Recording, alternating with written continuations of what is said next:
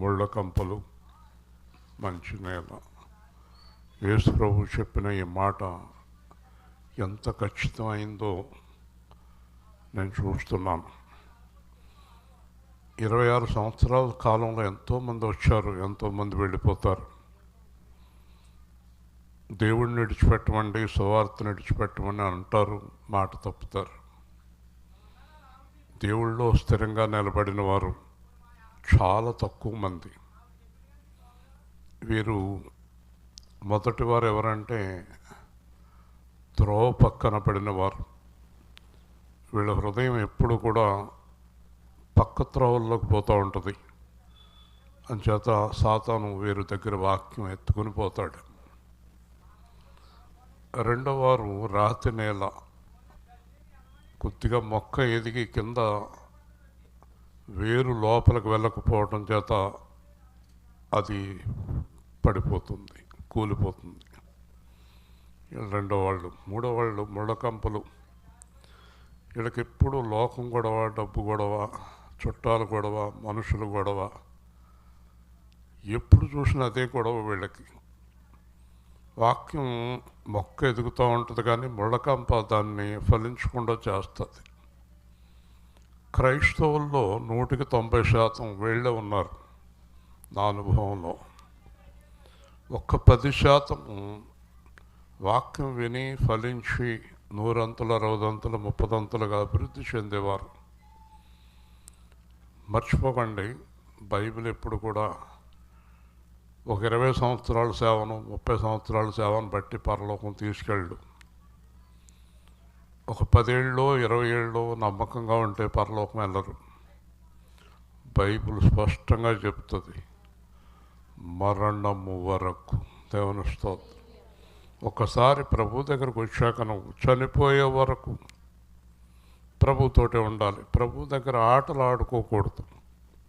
నీకు ఎలాంటి సమస్యలైనా రాని, అనారోగ్యం, భర్త చనిపోవటం, భార్య చనిపోవటం, డబ్బులు పోవటం, వ్యాపారాలు పోవటం, ఉద్యోగాలు పోవటం, ఈ లోకంలో ఎలాంటి నష్టాలు, కష్టాలు, శ్రమలు, ఇబ్బందులు, అవమానాలు ఎన్ని సంభవించినా దేవుణ్ణి విడిచిపెట్టకూడదు. ఎందుకో తెలుసా? ఒకరోజు నువ్వు చనిపోతావు. నీ భార్యని, నీ భర్తని, నీ పిల్లల్ని, నీ కుటుంబాన్ని, నీ సమస్తాన్ని విడిచి వెళ్ళిపోవాలి. అప్పుడు దేవుడు లెక్క అడుగుతాడు. నువ్వు ఎంతసేపు ఈ డబ్బు కోసం, ఆ కుటుంబం కోసం, ఆ లోకం కోసం కొట్టుకుంటూ ఉంటావు. వీళ్ళందరూ నిన్ను విడిచిపెట్టాల్సిన సమయం, వాళ్ళను నువ్వు విడిచిపెట్టాల్సిన సమయం. ప్రతి మనిషికి. రాత్రి మాతో ఉండే పాస్టర్ గారు ఒక ఆయన, నాకు కూడా బాగా పరిచయం, మన మోషే అమర్నాథ్ గారికి కూడా బాగా క్లోజు. అతని పేరు కూడా ఇస్రాయేల్. ఒకసారి 4 సంవత్సరాల కిందట యాక్సిడెంట్ నుంచి తప్పించబడ్డాడు. మళ్ళీ మన రాత్రి హార్ట్ పెయిన్ వచ్చి రాజమండ్రిలో ఆపరేషన్ చేసేటప్పుడు చనిపోయాడు. రాత్రి నిన్న సాయంత్రం చనిపోయాడు. ఇవాళ కార్యక్రమం జరిగింది. మాతో కూడా చాలా స్నేహంగా ఉండే వ్యక్తి. చాలాసార్లు ఇస్రాయేల్ అనేటప్పటికీ అతను, నేను ఇద్దరం లేచేవాళ్ళం. మీరు కాదండి ఆయన, ఆయన కాదు ఈయన అని అనేవారు. కాబట్టి నిన్న ఉదయం ఉన్న వ్యక్తి ఈరోజు ఉదయం లేడు.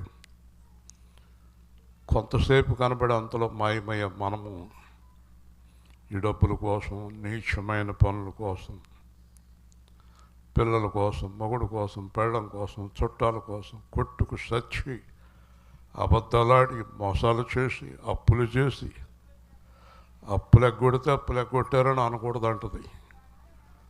ఎగ్గొట్టిందని ఎగ్గొట్టిందని అంటారు, ఇప్పటికే అంటారు. ఆ మాట అనకుండా ఉండరు. అది అనేవాడు సంస్కారాన్ని బట్టి ఉంటుంది. దేవుడు అన్నాడు క్షమించమన్నాడు. నువ్వు క్షమించకపోతే నువ్వు క్షమించబడవు అన్నాడు. అయినప్పటికీ ఎవరు నిందించినా, ఎలాంటి నిందలు వేసినా, ఏ పాపము చేయని మహోన్నతుడైన యేసుక్రీస్తుని నిందించిన ఈ లోకము నిన్ను నన్ను విడిచిపెడుతుందా?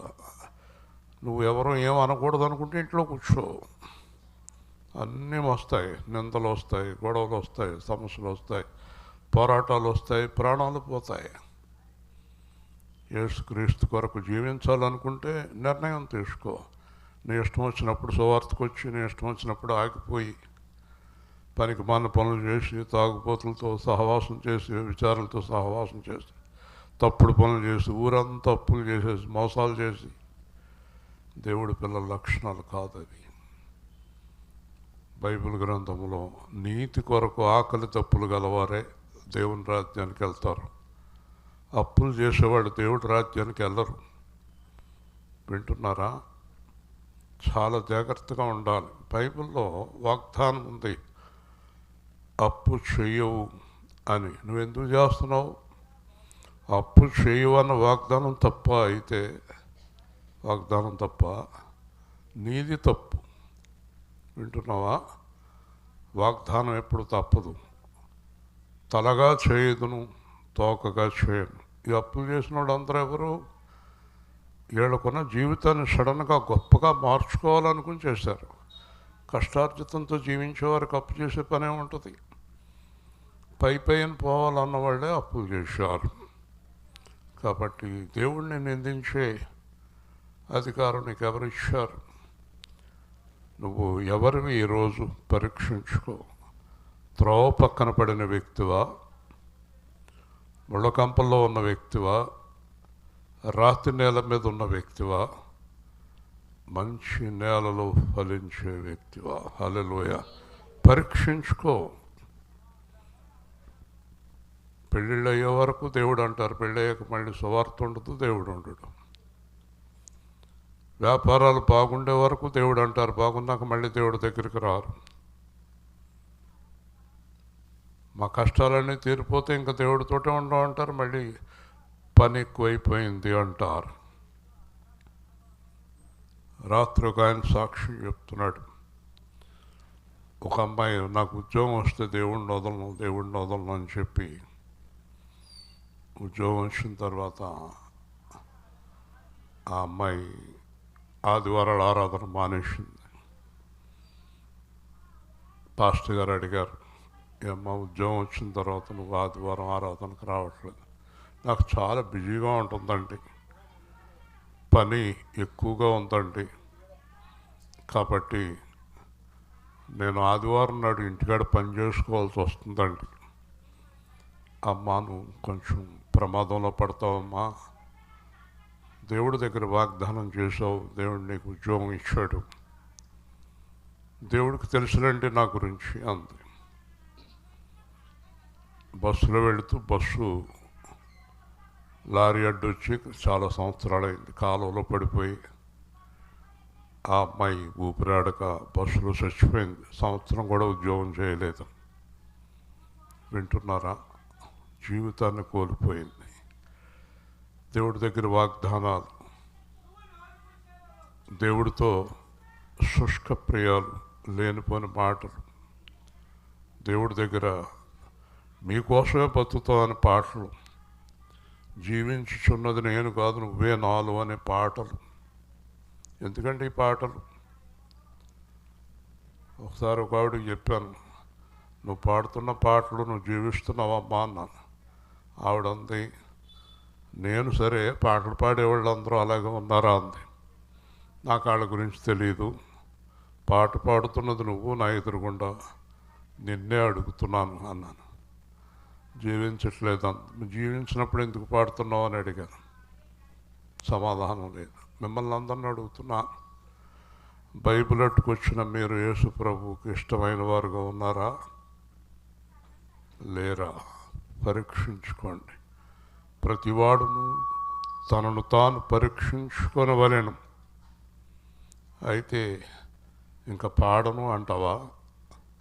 అయితే ఇంకా మందిరానికి రాను అంటావా? అయితే ఇంకా బైబిల్ పట్టుకోను అంటావా? అయితే ఓడిపోయావా? జయించే జీవితం నీకు లేదా?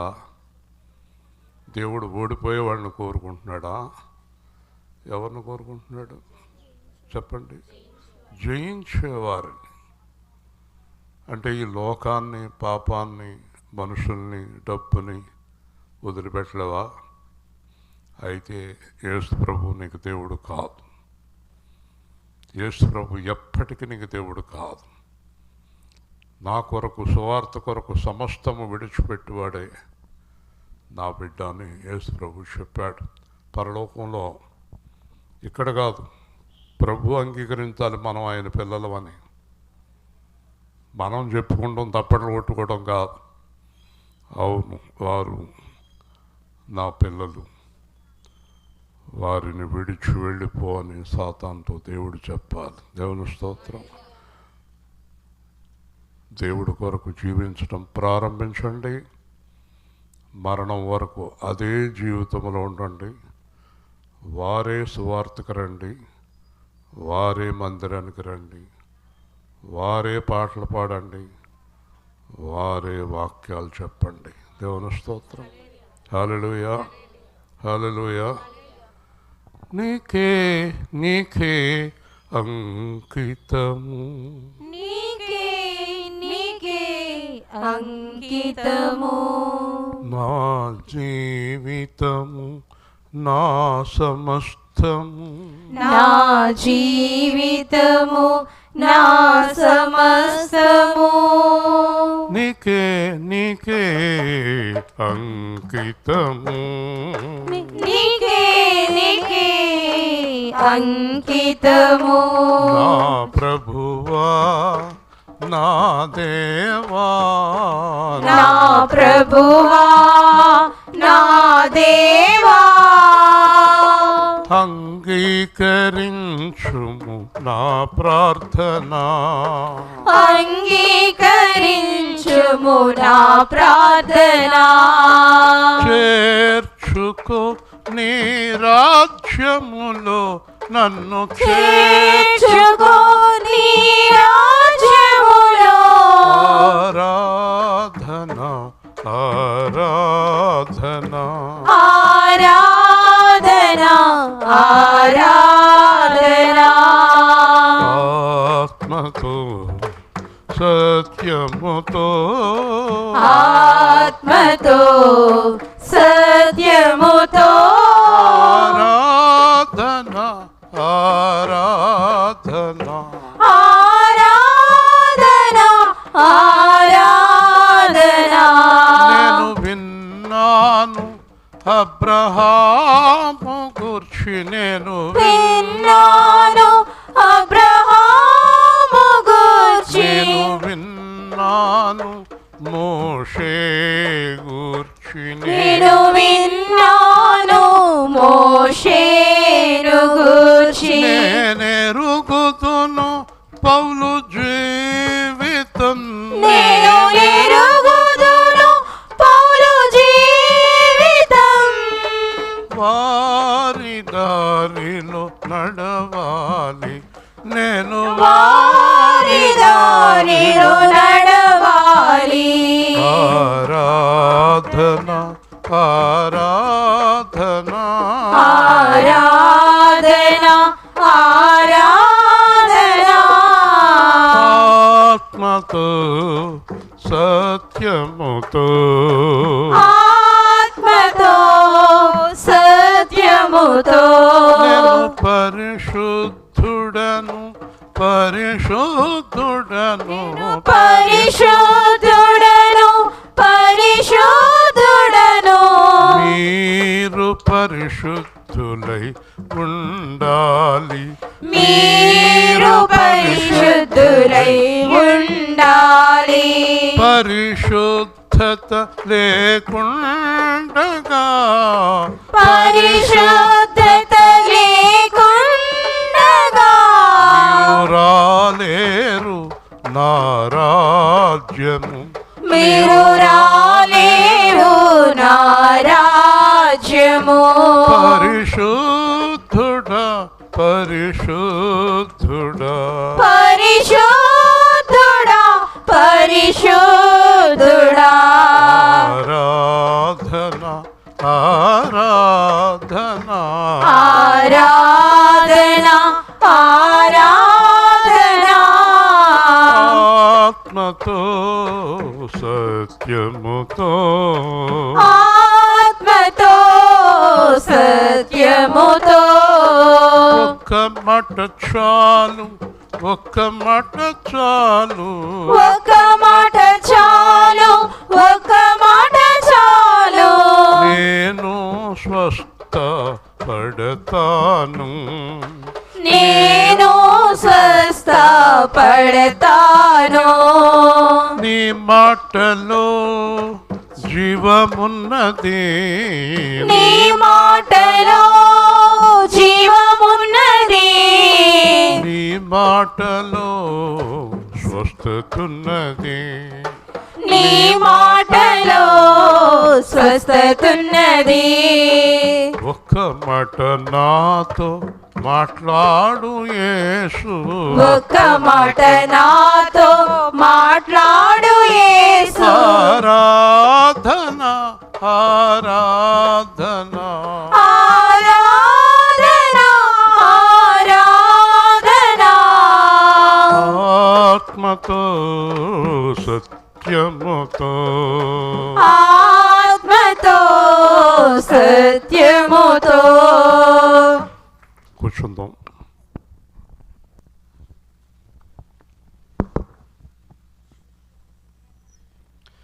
యేసుప్రభు అన్నారు, మీరు తప్పిపోవటానికి కారణం దేవుని మాటలు శ్రద్ధగా వినకపోవటం చేత. మొట్టమొదట దేవుని మాటలు శ్రద్ధగా వినాలి, ఆ మాటలు హృదయంలో భద్రపరుచుకోవాలి, దాని ప్రకారం జీవించాలి. మీరు ఎక్కడైనా పడిపోయినా తప్పిపోయినా అది మీ లోపమే అని మీరు తెలుసుకోవాలి. ఒకసారి వాక్యంతో సార్ చూసుకుని, నేను ఇలాగ అయిపోవటానికి కారణం ఏంటి అని అడిగితే వాక్యం చెప్తుంది మీకు. నువ్వు కానీ, నీ భర్త కానీ, నీ జీవితం కానీ, నీ కుటుంబం కానీ, నీ సంఘము కానీ ఇలాగ అయిపోవటానికి కారణం నువ్వే అని చెప్తుంది. ఒకసారి ఒక పాస్టర్ గారు మమ్మల్ని అందరినీ వివాహ దిన సందర్భంగా ప్రార్థనకి పిలిచాడు. పిలిచిన పాస్టర్ గారు మేము వెళ్ళేటప్పటికి పెద్ద గొడవ పడుతున్నారు, భార్యాభర్తలు ఇద్దరు కూడా పెద్ద పెద్ద కేకలు వేస్తున్నాడు. భార్య కన్నీరు కారుస్తుంది. పిల్లలు వెళ్ళి, అయ్యా పాస్టర్ గారిని కేకేశారు, ప్రార్థన పెట్టుకున్నారు, ఇలా గొడవ పడటం మంచిది కాదు కదా అంటే, నోరు మొయ్యి, ముందు దీని సంగతి తేల్చాలి, ఏదో చేయమన్నాడంట, చేయలేదంట. భార్యను పట్టుకుని విపరీతమైన కేకలు. పాస్టర్లు 20 మంది ఉన్నారు. 2-3 పాస్టర్లు వెళ్ళి లోపలికి చెప్పినా కూడా ముందు దీని సంగతి తేలాలి అంటాడు. అతను సేవకుడు. నేను 2-3 ఇంకా బయలుదేరి వచ్చేసాం. అన్నాడు, కలిశాడు. అలాగ వెళ్ళిపోయారేంటండి అన్నాడు. అక్కడ పనే ఉందండి. లేదండి, తర్వాత చాలా మీటింగ్ జరిగింది, మీ వాక్యం కోసం చాలామంది చూసాం, మీకు ఎందుకు వాక్యం అన్నాను. నేను మీకు వాక్యం అవసరమా అని అడిగాను. అదేంటండి, ఏ ఇంట్లో గొడవలు రావు, ఇంట్లో గొడవ వస్తుంది కాదన్నాం, మీరు మీటింగ్ పెట్టి దెబ్బలాడుకుంటున్నారు, కొద్దిగా అయినా జ్ఞానం ఉండాలి కదా అన్నాను. ఒకరోజు ఒక 7-8 నెలలకి కబురు వచ్చింది నాకు, ఉన్నపళంగా చనిపోయాడండి అని. నేను వెళ్ళాను, శవాన్ని మంచం మీద పడుకోబెట్టాను, అందరూ ఏడుస్తున్నారు. నేను ప్రార్థన చేసినప్పుడు ప్రభు అన్నాడు, శిక్ష విధించి తిని అన్నాడు. దేవుని స్తోత్రం. పాస్టర్లను ఊరుకోడు, మోషేను ఊరుకోలేదు. మోషేను అన్నాడు, ఏం చెప్పాను నీకు, ఏం చేశావు అన్నాడు మోషేని. బండ దగ్గర నిలబడమన్నాను, బండను కర్రతో కొట్టావు అంటే నన్ను కొట్టినట్లే కదా, కాబట్టి నువ్వు కనాను దేశానికి రావు అన్నాడు. మోషేను ఊరుకోలేదు, దావీదును ఊరుకోలేదు, అబ్రహాంను ఊరుకోలేదు. అబ్రహాం చేసిన తప్పుకి 13 సంవత్సరాలు మాట్లాడలేదు. నిన్ను నన్ను ఎలా ఊరుకుంటాడు అనుకుంటున్నావు? మొట్టమొదట నీకు దేవుడి గురించి అర్థమైందా? నేను ఏకధాటిగా చెప్తున్నాను, తప్పులు చేసేవాళ్ళు సరిదిద్దుకొని దేవుడి దగ్గరికి రండి, లేదా కూలిపోతారు, హఠాత్తుగా కూలిపోతారు, ప్రమాదములు పడతారు. యేసు రక్తము చాలా పవిత్రమైనది. మన ఇష్టం వచ్చినట్టు జీవించడానికి ఆయన మనతో నిబంధన చేయలేదు. నా యందు నిలిచి ఉండాలని ఆజ్ఞాపించాడు. ఇప్పటి వరకు మనలో చాలామంది ఇంకా దేవుని ఆజ్ఞలను 1-2 ఆజ్ఞలు కూడా పాటించిన వారు ఇక్కడ కూర్చున్న వారిలో చాలామంది ఉన్నారు. అది మీకే తెలుసు. అందుకే మీ జీవితాల్లో ఒక్క కార్యం అంటే ఒక్క కార్యం కూడా జరగటం లేదు, జరగవు కూడా. ఎందుకంటే దేవుడు ఆదేశిస్తే కార్యాలు మన ఇంటికి వస్తాయి. దేవుడు కృప లేకపోతే ఆ కార్యం వెనకాల నువ్వు ఎన్ని సంవత్సరాలు తిరిగినా ఒక్క కార్యం కూడా నీ జీవితంలో జరగదు. దేవుని స్తోత్రం. అర్థమవుతుందా నీకు? కాబట్టి మారు మనసు పొందు, దేవుని మాటలు విను, దేవుని మాట ప్రకారం జీవించు. ఇదే యేసు సేవా కేంద్ర సువార్త. యేసు సేవా కేంద్ర సువార్త ఏంటో తెలుసా? యేసు క్రీస్తుని పోలి నడుచుకోండి అనే సువార్త. హల్లెలూయా. రాత్రి మనం సువార్త చేసిన ప్రదేశం, వారందరూ విగ్రహారాధనలో ఉన్నవారు, కానీ ఉదయం చెప్పారు, చాలా బాగా చెప్పారని ఆవిడ ఫోన్ చేశారట. మనం యథార్థం చెప్పినప్పుడు అందరూ దేవుడి వైపుకి తిరుగుతారు. ఈరోజు రోమాపత్రిక 6వ అధ్యాయం చాలా ప్రాముఖ్యమైన విషయాలు తెలియజేస్తున్నాను. రోమా 6:18 వచనము.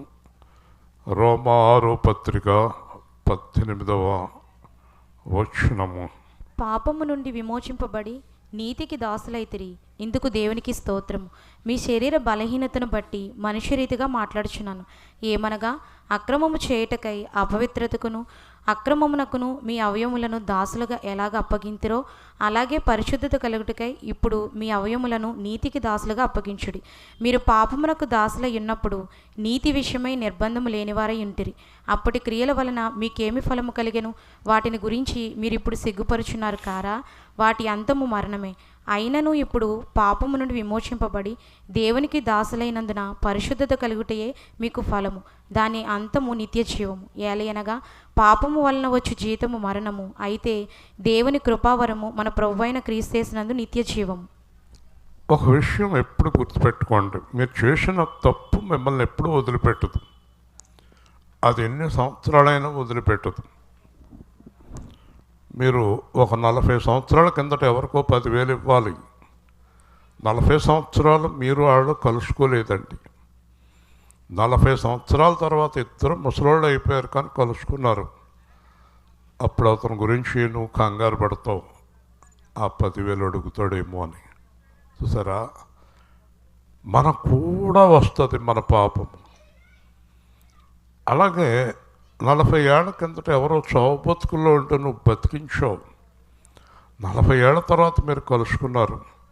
అప్పుడు అతని హృదయంలో మీ ఎడల కృతజ్ఞత కనిపిస్తుంది. అది మీకు కూడా వస్తుంది. హల్లెలూయా. మంచి చెడు ఎప్పుడు మనకు కూడా వస్తాయి. మీరేదో తప్పిపోయిందని అనుకోవద్దు. నేను కుప్పం వెళ్ళినప్పుడు 90% సంతోషంగా 10% బాధలో ఉన్నాను. ఎవరైనా కనిపిస్తారేమో, ఏదైనా అంటారేమో, ఇక్కడ కొంతమందిని కొట్టాను తిట్టాను అన్న భయం కూడా నాలో ఉందప్పుడు. ఎందుకంటే మనం చేసిన పనులను మనం అనుభవించక తప్పదు. అవి మనల్ని వెంటాడుతూ ఉంటాయి. కోడల్ని కానీ, అత్తగారిని కానీ, పిల్లల్ని కానీ, భర్తను కానీ హింసించిన విషయాలు కూడా వెంటాడుతూ ఉంటాయి. చేసిన పాపము వెంటాడుతుంది, చేసిన పరిశుద్ధత వెంటాడుతుంది. హల్లెలూయా. అది ఎప్పుడు మర్చిపోవద్దు మీరు. ఇక్కడ దేవుడు మాట్లాడేది ఏంటంటే, చాలా ఉన్నప్పటికీ పాపము నుండి విమోచింపబడి నీతికి దాసులైతిరి. ఇప్పుడు క్రైస్తవులు అనబడిన మనము, యేసు ప్రభు పిల్లలమైన మనము పాపము నుంచి విడుదల పొందేశాం. మనం ఇది వరకు మనం ఎన్ని పాపాలు చేశామో, ఎన్ని నేరాలు చేశామో, ఎన్ని బూతులు తిట్టామో, ఎంతమందిని హింసించామో, ఎంతమంది మన వల్ల ఒకవేళ చనిపోయారేమో కూడా మన హింస తట్టుకోలేక. చాలా భయంకరమైన జీవితంలో మనం ఉన్నాము. హింసకుడు, దోషకుడు, హానికరుడు అన్నాడు పౌలు. పౌలు వల్ల స్టీఫెన్ చనిపోయాడు. చాలామంది చనిపోయారు పౌలు వల్ల. కాబట్టి ఇది వరకు ఉన్నటువంటి ఆ జీవితం అంతా యేసు ప్రభు రక్తంలో కడిగేసి పాపము నుండి విమోచింపబడి ఆయన నీతిలో మనల్ని ప్రతిష్ఠించాడు. హల్లెలూయా. ప్రస్తుతానికి మనము పాపము నుండి విడుదల పొందేశాం. పాపం నుంచి విడుదల పొందేశాం అన్న జ్ఞానం మనలో ఉండాలి. మళ్ళీ అటువైపు హృదయం తిరగకూడదు.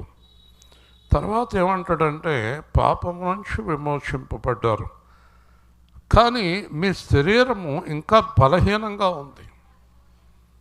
మీ శరీరం చాలా బలహీనమైనది. ఎందుకంటే మరలా మిమ్మల్ని పాపం వైపుకి నడిపిస్తుంది శరీరం. ఇది వరకు ఏ ఏ తప్పులు చేశారో ఆ తప్పులన్నీ మళ్ళీ చేయమంటుంది శరీరం. మళ్ళీ తాగమంటుంది, తిరగమంటుంది, అబద్ధాలు ఆడమంటుంది, మోసం చేయంటుంది, అబద్ధాలు ఆడంటుంది. అయ్యే పనులు. ఈరోజు క్రైస్తవుల్లో నేను చెప్తున్నాను కదా, చాలామంది పాపానికి దాసులుగా ఉన్నారు, పాపాన్ని విడిచిపెట్టలేదు. ఒకరోజు చాలా రాత్రి సమయంలో తణుకులో మేము చాలా దూర ప్రాంతం వెళ్ళి అన్నం లేకుండా చేశాడు ఈ అమర్నాథ్ గారు. అక్కడ తిందాం ఇక్కడ తిందాం అంటే అలా కూర్చోడు. చివరికి ఎక్కడో దొరకలేదు. తణుకులో రోడ్డు పక్కన ఏదో రెస్టారెంట్ కనబడుతుందని దాంట్లోకి వెళ్ళి తిందాం అనుకునేటప్పటికి అక్కడ ఒక 20 మంది తాగుబోతులు ఉన్నారండి, తాగుతున్నారు. నేను అన్నాను, ఇంటికి వెళ్ళిపోతామండి, ఏదో మజ్జిగ ఏదో తాగి పడుకుందాం ఈ తాగుబోతుల పక్కనే. మనం కూర్చోలేమనేటప్పటికి ఆ తాగుబోతుల్లో 2 పాస్టర్లు ఉన్నారండి. వింటున్నారా? చూసారండి, వీళ్ళు ఏమని బోధిస్తారు? తాగుబోతుల పాస్టర్లు బలిపీఠం ఎక్కి ఏం బోధిస్తారు? తాగమనా? మాట్లాడాలి మీరు. తాగమనే కదా బోధించాలి. ఎందుకంటే పౌలు ఏమన్నాడు? నేనేం చేస్తున్నానో అది చేయండి అన్నాడు తిమోతితో. పౌలు గారు తాగితే తిమోతి గారు తాగాలి. మాట్లాడరేంటి? అంతేనా? మాట్లాడరే? మాట్లాడతాను కూడా భయమేనా మీకు?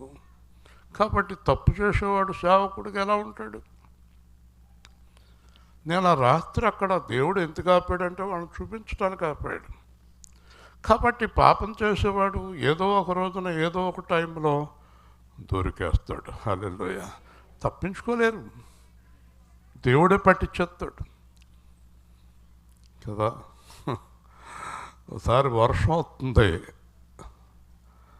సడన్గా నేను వస్తూ అసలు నేను ఆగను అక్కడ. ఆ షెడ్ దగ్గర ఆగాను. ఆ షెడ్ దగ్గర ఒక అబ్బాయి ఒక అమ్మాయి మాట్లాడుకుంటున్నారు. అర్థం ఏంటంటే, మన సంఘానికి వచ్చే ఆవిడ చుట్టాల అమ్మాయి. ఆ అబ్బాయి ఎక్కడో బయటోడు, 2 బండి మీద వస్తున్నట్టున్నారు. వాళ్ళు అక్కడ ఆగారు, వాళ్ళ కర్మ కొద్దీ నేను అక్కడ ఆగాను. ఆవిడతో మాట్లాడేస్తుంటే ఇలాగంటది. అంటే నేను ఎక్కడ వెళ్ళిపోతాను, వర్షం వస్తుంది మరి కదా, ఇలాగంటుంది. మాట్లాడొద్దు అంటుంది. ఆడేమో ఆపుతులేదు, ఆడికి అర్థం అవుతులేదు. పాపం చాలా భయంకరమైనది సుమా. యేసు ప్రభు పిల్లలు పాపాన్ని సిలువ వేయాలి. హల్లెలూయా. ఇక్కడ అంటాడు, ఏమనగా అక్రమము చేయుటకై అపవిత్రతకు అక్రమమునకు మీ అవయవములను దాసులుగా అప్పగించితిరి. మనం పాపం చేయాలంటే మన శరీరంలో ఏదో ఒక అవయవం మనకు సహకరిస్తుంది. దాని గురించి మీకు వివరంగా చెప్పక్కర్లేదు. మొట్టమొదట కళ్ళు, మనసు, చేతులు, కాళ్ళు, అవయవాలు పాపానికి సంకేతాలు.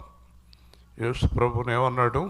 పాప శరీరాకారము అన్నాడు. హల్లెలూయా. ఈ శరీర ఆకారంలోనే పాపం ఉంది. ఈ శరీరాన్ని చూడటంలోనే పాపపు చూపులు ఉంటాయి.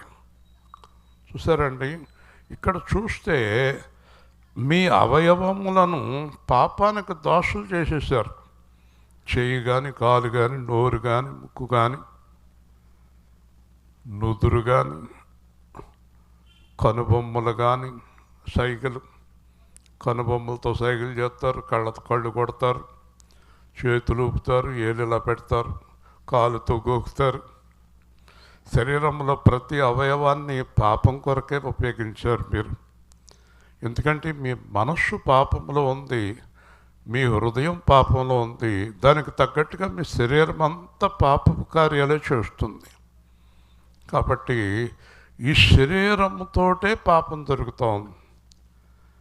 ఒక రోజున సినిమాలో చాలా సంవత్సరాల కిందట అందరూ ఎగిరెగిరి గొంతులేస్తున్నారు. నేను పక్కనున్న అతను అడిగాను, వీళ్ళు ఎందుకు ఎగిరి గొంతులేస్తున్నారు అంటే, ఆ అమ్మాయి ఆ అబ్బాయి చేసే డ్యాన్స్ చూసి వీళ్ళకి హృదయం ఆగుతులేదంటే అందుకే గొంతులేస్తున్నారు అన్నారు. వాళ్ళు డ్యాన్స్ ఎలా చేస్తున్నారంటే పాపపు కార్యాన్ని చూపించే నృత్యం చేస్తున్నారు. ఎంత లీనమైపోయి గొంతులేస్తున్నారండి. వింటున్నారా? ఎంత దారుణంగా చూస్తారండి మనుషులంక. ఎంత పాపపు చూపులండి అవి. ఒక అతను అంటాడు, నేను ఎప్పుడు పాపం చూపులు చూస్తున్నానండి, నేను బాగుపడాలంటే ఏం చేయాలి అన్నాడు.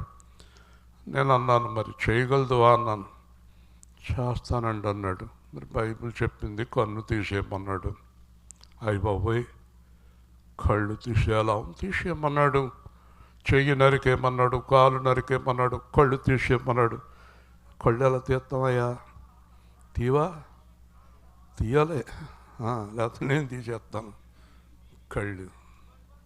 అలా చూస్తాడంటే నీ కళ్ళు కూడా ఎవరు పాపం చేస్తాడు కళ్ళు. మన దగ్గర ఉండే లక్షణం ఏంటంటే ఎప్పుడు మనం చూసుకోం. మనమే పరమ దరిద్రులు. మనకన్నా పాపాత్ములు ఎవరున్నారు? ఇక్కడ వాక్యం ఎవరి గురించి చెప్తలేదు, అందరి గురించి మాట్లాడుతున్నాడు. హల్లెలూయా. కాబట్టి నేను ఏదో మాట్లాడాలి కనుక ఎవరో ఒకరిని చూస్తూ ఉంటాను. వాళ్ళు తప్పు చేశారని కాదు. నేను ప్రధాన పాపిని అన్నాడు ఎవరు? పౌలు. పాపం అనేది ఎక్కడుందో తెలుసా మీకు? ఎక్కడుంది అమ్మగారు? చాలా శ్రద్ధగా వింటున్నారు. పాపం ఎక్కడుంది? హృదయంలోనే ఉంది పాపం. దేవుని స్తోత్రం. ఇక్కడి నుంచి పోవాలి అది. మానవుని హృదయం బాల్యము నుండి, హృదయము వ్యాధితో నిండిన కపట కేంద్రము, దానిని గ్రహించుట ఎవని సాధ్యము. హృదయము వ్యాధితో నిండిన కపట కేంద్రము, దానిని గ్రహించుట ఎవరి సాధ్యము. మనసు మర్మమెరిగిన మహనీయుడా, మనసు మార్చగలిగిన నిజ దేవుడా, నా మదిని కోవెలగా మలచుకోవయ్యా, నా హృదిని రారాజుగా నిలచిపోవయ్యా. మనసున్న మంచి దేవా, నీ మనసును నాకిచ్చావా.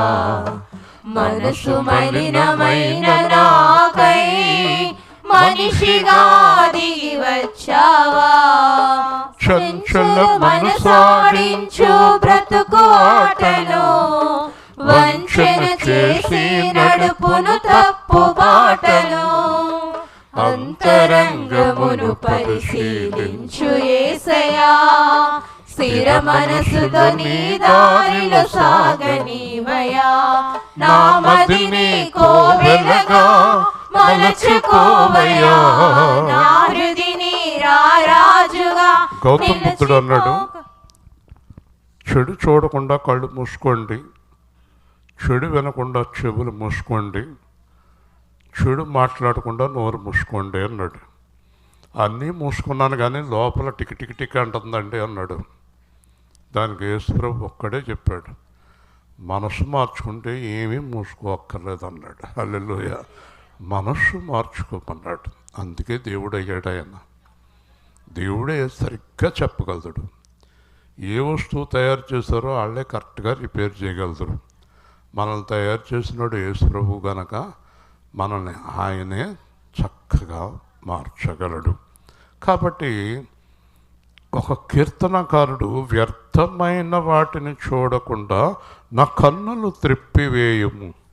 కాబట్టి ఏం చేయాలంటే మనం ఒక చెడు విషయాన్ని చూసిన తర్వాత రెండోసారి చూడకూడదు. మనం రెండోసారి వాళ్ళతో సంభాషించకూడదు, రెండోసారి వాళ్ళతో సహవాసం చేయకూడదు, రెండోసారి వాళ్ళతో కలిసి నడవకుండా ఉంటే తప్పించబడతాం. హల్లెలూయా. అత్తమానం వాళ్ళతోటే స్నేహం చేసి ఆ పాపంలో పాల్గొనటం అనేది ప్రమాదకరమైంది. కాబట్టి ఇక్కడ మీరు అపవిత్రతకు అక్రమములకు మీ అవయవాలను అప్పగించేశారు. అలాగే ఇప్పుడు అంటే క్రీస్తు పిల్లలైన తర్వాత, రక్షణ పొందిన తర్వాత మీ అవయవములను నీతికి దాసులుగా అప్పగించండి. హల్లెలూయా. ఏ అవయవంతో పాపం చేయొద్దు. ఇంకా మనస్సులో నుంచి కూడా పాపాన్ని తీసేయండి, హృదయంలో పాప పాలుష్యం తీసేయండి, శరీరాన్ని పూర్తిగా పరిశుద్ధతగా మార్చుకోండి. ఒకసారి జాగ్రత్తగా వినండి. చేతులు కాళ్ళు కలిపి మేకు కొట్టారు, నెత్తి మీద ముళ్ళ కిరీటం పెట్టారు, శరీరాన్ని కొరడాలతోటి దున్నారు. యేసు ప్రభు అవయవాల్లో ఏది విడిచిపెట్టకుండా చితుక కొట్టారు. దూరం నుంచి గొల్గొతా కొండ మీద చూస్తే ఒక రక్తపు ముద్ద వేలాడుతుంది. అక్కడ మనిషి లేడు, అంత రక్తం పైనుంచి కిందకి రక్తపు ముద్ద. చివరికి గుండె మిగిలింది. చివరగా పళ్ళెంతో గుండెను కూడా పొడిచాడు. హల్లెలూయా. కాబట్టి ఈ శిలువ అర్థం ఏంటంటే యేసు ప్రభు చేసిన ఆ రక్త బలియాగం ప్రకారం నడినెత్తి నుండి అరికాలు వరకు హృదయంతో కూడా మీరు అసలు పాపం అనేది మీ జీవితంలో ఎప్పుడు ఏలకూడదు. హల్లెలూయా. మొత్తం పరిశుద్ధత. ఒకవేళ మిమ్మల్ని ఎవరైనా ఆ పాపంలోకి ప్రేరేపిస్తుంటే వాళ్ళు వదిలేయండి. ఎవరైనా సరే వదిలేయండి. ఒకవేళ పాస్టర్ అయినా, ఎవడైనా, భార్య అయినా, భర్త అయినా, మనల్ని పాపానికి ప్రేరేపించే వారిని వదిలేయండి.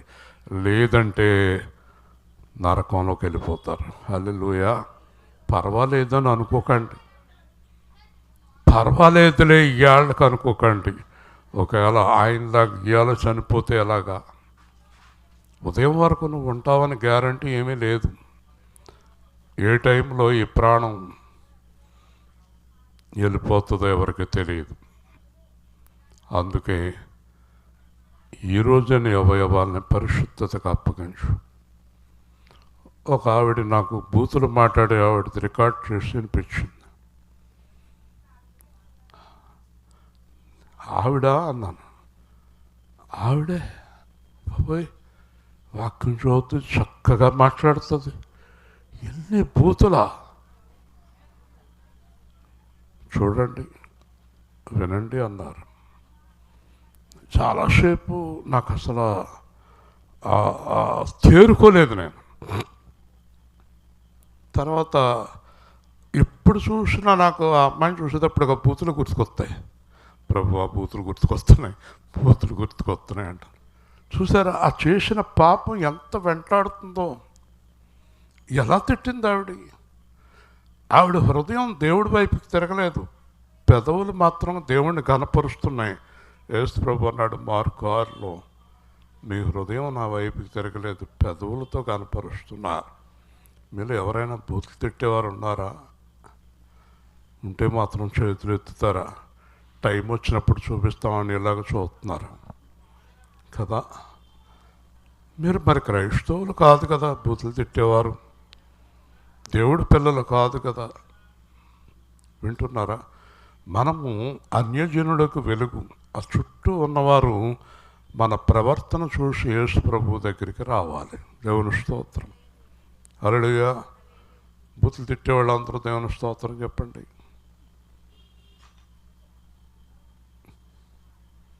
ఈ రోజు నుంచి బూతులు తిట్టేవాడు నోరు పడిపోయేలాగా ప్రార్థన చేయమన్నవాడు చేయొద్దండి. అదేంటి మరి ఇదేంటి? బూతులు మానరా? నోరు పడిపోద్దంటే భయం వేస్తుందా? ఆయన బూతులు మానరా? మాట్లాడరేంటి? మాట్లాడరేంటి? ఇప్పుడు దేవుడిని స్తుతించాము మనం, బూతు ఎలా వస్తుంది?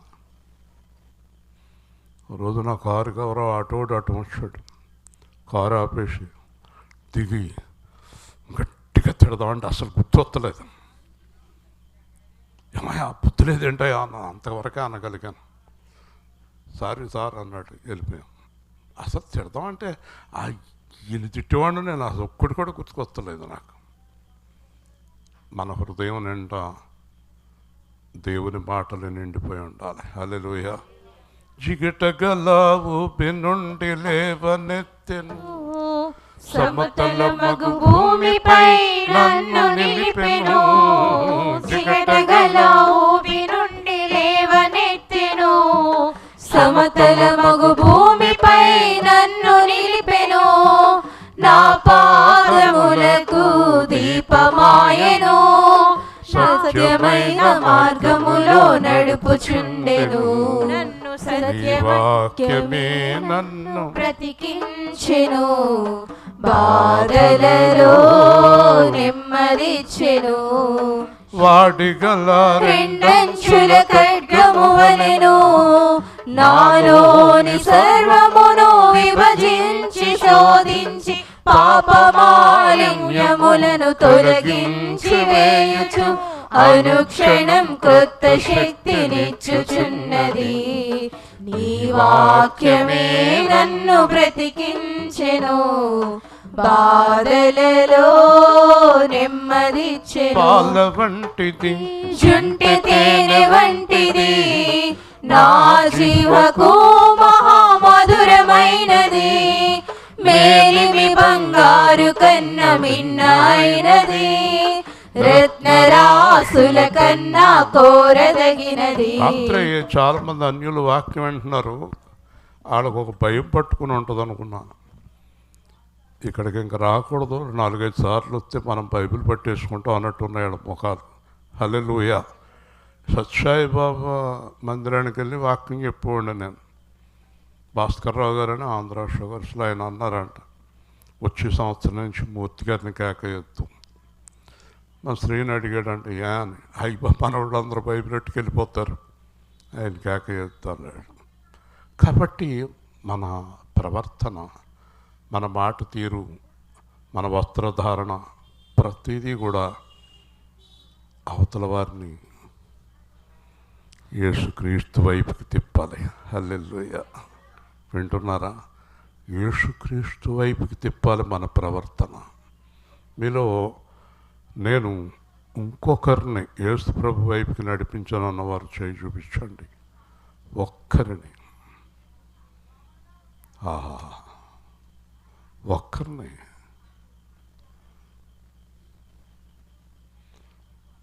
ఏం చేయాలి ఇంకా? మీకు అదే కదా బాధ్యత అప్పగించాను. మీరు ఒక్కొక్కరు 4, 5, 10 మందిని దేవుడి వైపుకి నడిపించే పని మీకు బాధ్యత అప్పగించబడింది. మామూలుగా ఇంకొక మాట అడుగుతాను, యేసు ప్రభువులోకి వచ్చేవాళ్ళనే నేను వెనక్కి పంపించేసాను అన్నవాళ్ళు చేయొద్దు. పంపించేశారు మీలో కొంతమంది, దెబ్బలాడి తిట్టి గొడవలు పడి కదా. ఒక్కరిని కూడా రక్షించలేదమ్మా మీరు, ఒక్కరిని కూడా రక్షణ వైపుకి నడిపించలేదమ్మా మీరు. మరి 20 ఏళ్ళ నుంచి ఏం చేస్తున్నారమ్మా సువార్త? మీరు చెప్తున్నారని మేము వింటున్నామండి. మరి మీకెలా ఫలితం కలుగుతుంది? ఒక దీక్ష పట్టండి. నా జీవితంలో కనీసం 2, 3, 4 నాతో పాటు పరలోకానికి తీసుకెళ్ళాలి. హల్లెలూయా. ఇంతకన్నా వేరే దీక్ష ఏం పట్టకండి, దాన్ని మించింది ఏమీ లేదు. ఓకే, తర్వాత చూడండి, అప్పటి మీరు పాపమునకు దాసులై ఉన్నప్పుడు నీతి విషయమై నిర్బంధం లేని వారై ఉంటిరి. ఇదివరకు మిమ్మల్ని అడిగేవాళ్ళు లేడు. మీరు ఏం తిట్టాలంటే తిట్టారు, ఏది తినాలంటే తిన్నారు, ఏది తాగాలంటే తాగారు, ఏం చేయాలంటే అది చేశారు. ఇప్పుడు అలా కుదరదు అంటున్నాడు పౌలు. హల్లెలూయా. యా అన్నాం అనుకో, కొంతమంది అంటారు యా అన్నాం అనుకో, ఓరి పిచ్చోడా, నిన్ను యేసు కొనుక్కున్నాడు. హల్లెలూయా. ఇలా చూడమ్మా ఎప్సిబా గారు, నిన్ను యేసు కొనుక్కున్నాడు. ఎవరు కొనుక్కున్నారు? ఆ కళ్ళు అలాగ ఎందుకు వెళ్ళిపోతాయి పక్కకి ఎవరైనా వచ్చేటప్పటికి? మనకు అలవాటు అంటారు అది. కళ్ళు తీసేద్దాం, లేకపోతే కళ్ళు తీసి పడేద్దాం, లేకపోతే తీయమని దేవుణ్ణి అడుగుదాం. నా నోరు మంచిది కాదు ప్రభువా, నా నోరు తీసేయంటే తీసేస్తాడు. నా కళ్ళు మంచివి కాదంటే కళ్ళు తీసేస్తాడు. ఇప్పటికే మనకి మనుషులకి మధ్యలో ఒక అద్దం పెట్టాడు. కొన్నాళ్ళకి అద్దం వేసుకున్నా కనబడని పరిస్థితి వస్తుంది. మా ఇంట్లో ఒక ఆవిడ ఉంది, ఎప్పుడు గుర్తెత్తదో తెలియదు ఆవిడ. అద్దం ఉన్నా సరే, అద్దం లేకున్నా ఒకటే, అద్దం ఉన్నా ఒకటే ఆవిడకి. కాబట్టి అలాంటి పరిస్థితి తెచ్చుకోకండి కదా. మొన్న ఎవరో అంటున్నారు, నా పక్కన ఉన్నాడు ఒక అబ్బాయి, ఎవరండి దూరంగా ఉన్నాడు, అక్కడి నుంచి ఉండిపోయాడు అన్నాడు. మీ నాన్నరా బాబు అన్నాను. మా నాన్న కనపడతలేదండి. ఇంకేం కనపడతాడు? కళ్ళు కమ్మేసి చీకటి ఎలా కనపడుతుంది మనకి? కాబట్టి మన అవయవములు ప్రమాదకరం. చూడండి, ఇదివరకు మన ఇష్టం వచ్చినట్టు బ్రతికాం. ఇప్పుడు క్రైస్తవు అనబడిన వారు ఎవరిష్టం వచ్చినట్టు బ్రతకాలి? నీ ఇష్టం వచ్చినట్టు సంచెట్టుకుని వెళ్ళిపోతానికి వీరలేదు. నీ ఇష్టం వచ్చినట్టు జీవించడానికి వీరలేదు. దేవుని చిత్తాన్ని అనుసరించాలి కదా. ఏమనగా ఇప్పుడు పాపమునకు దాసులై ఉన్నప్పుడు, అప్పుడు నిర్బంధం లేదు గనక అప్పటి క్రియల గురించి ఇప్పుడు సిగ్గుపడుతున్నారు. హల్లెలూయా. నేను చెప్పింది అర్థమైంది మీకు? పాపం చిన్నప్పుడు చేయని, మన ఊహ తెలిసిన రోజు నుంచి ఈ రోజు వరకు చేసిన ప్రతి పాపము కూడా ఎవరైనా మనం పాపం చేసిన వాళ్ళు కనబడినప్పుడు మనం కొద్దిగా తలదించుకోవాల్సిన పరిస్థితి ఏర్పడుతుంది. హల్లెలూయా. అప్పటి క్రియల వలన మనకు అవమానమే కలిగింది. ఒక ఆవిడ అంటది, ఇలాగ అనుకుంటే అసలు ₹1 అప్పు చేయబోదునండి, ఇది మొత్తం కాలిపోయాక. ఇలాగ అనుకుంటే తాకపోదునండి, ఇలాగ అనుకుంటే తిరగకపోదునండి. దానికి బైబిల్ ఏం చెప్తుందో తెలుసా? అలా అనుకుంటే చేయబోదును, ఇలాగ అనుకుంటే చేయబోదును అన్నది వదిలేసి ఇప్పటి నుంచి చెయ్యకు. హల్లెలూయా. గతం అంతా క్షమిస్తాను. అదే ప్రభువులో ఉండే గొప్పతనం. నువ్వు ఏ రోజు మారు మనసు పొందుతావో అంతకు ముందు రోజు వరకు నువ్వు చేసిన తప్పిదాలన్నీ కూడా దేవుడు క్షమిస్తాడు. హల్లెలూయా. కానీ అప్పటి క్రియలు ఎప్పుడు సిగ్గుపడాల్సిన పరిస్థితే మనకి కదండి. సిగ్గుపడక తప్పదండి, తల దించుకోక తప్పదు. కాబట్టి అలాంటి క్రియలు మళ్ళీ చేయొద్దు. అతిక్రమములు దాచిపెట్టువాడు వర్ధిల్లడు. ఒప్పుకొని చెప్పాలి, ఒప్పుకొని విడిచిపెట్టాలి. మరి మీరెవరో బూతులు తిట్టడం అని మాట ఎత్తలేదు నాకు అంటే మీ ఉద్దేశం ఏంటంటే, మేము తిట్టంగానండి, తిట్టాల్సిన టైం వచ్చినప్పుడు ఆటోమేటిక్గా మన నోట్లోంచి వచ్చేస్తాయి అని భయమా మీకు? కదా, ఆటోమేటిక్గా వచ్చేస్తాయా బూతులు? అంటే హృదయం నిండా అయ్యే ఉన్నాయా? మీరు మారుతామని మీకు నమ్మకం లేదా?